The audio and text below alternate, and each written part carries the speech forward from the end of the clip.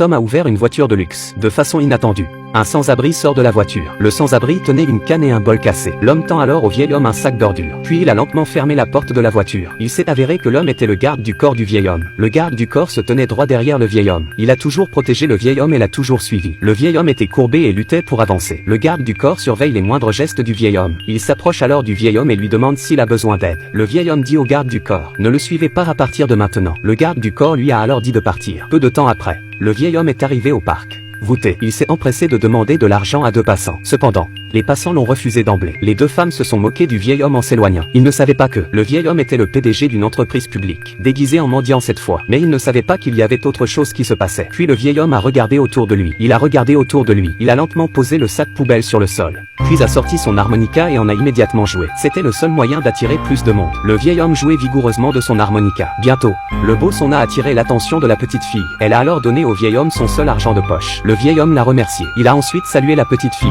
Le vieil homme a ensuite continué sa performance. Cependant, il n'a attiré personne. Le vieil homme n'avait pas d'autre choix que de mendier dans un autre endroit. Devant un restaurant, une femme tenait une pièce de monnaie dans sa main. Le vieil homme est immédiatement allé voir la femme et lui a demandé de l'argent. La femme a regardé le vieil homme d'un air dégoûté. Le vieil homme a supplié la femme de lui donner de l'argent. Il a ensuite tapé sur l'épaule de la femme. Mais la femme le repousse, avec un regard dégoûté sur son visage. Elle lui dit de partir. À ce moment-là, la monnaie de la femme est tombée sur le sol. Le vieil homme se penche et ramasse la monnaie sur le sol. Il a ensuite tapé sur l'épaule de la femme. La femme se retourne et lui crie. Le vieil homme dit à la femme qu'elle a laissé tomber son argent. La femme a pris l'argent de la main du vieil homme. Le vieil homme a été aspergé de désinfectant et on lui a demandé de partir. À ce moment, le vieil homme remarque l'homme à côté de lui. Il s'est ensuite dirigé lentement vers l'homme. Il a supplié l'homme avec son bol. Cependant, l'homme a refusé d'un geste de la main. Il a également dit au vieil homme de partir et de ne pas déranger son repas. Le vieil homme a refusé avec un regard dégoûté sur son visage. Le vieil homme s'est ensuite dirigé vers un autre homme. Le vieil homme a supplié l'homme de lui donner de l'argent. L'homme a pris une profonde inspiration et a expliqué. Il était sorti aujourd'hui. Il n'avait pas beaucoup d'argent sur lui. Il a ensuite invité le vieil homme à manger avec lui. Le vieil homme l'a regardé avec une expression perplexe. Alors l'homme se leva immédiatement. Il a soigneusement aidé le vieil homme à s'asseoir. Le vieil homme lui a demandé avec incrédulité. L'homme lui a dit de s'asseoir. Il a ensuite demandé au serveur une autre commande de riz frit. Le vieil homme l'a remercié en s'asseyant. Mais l'homme a dit qu'il n'avait pas beaucoup d'argent sur lui. Il ne pouvait lui offrir qu'un riz frit. Peu de temps après, le serveur a apporté un autre riz frit. Le vieil homme l'a remercié. Puis il a commencé à goûter la nourriture délicieuse. L'homme a souri au vieil homme. Bien que ce ne soit pas un grand repas, le vieil homme était très heureux de manger. Peu après,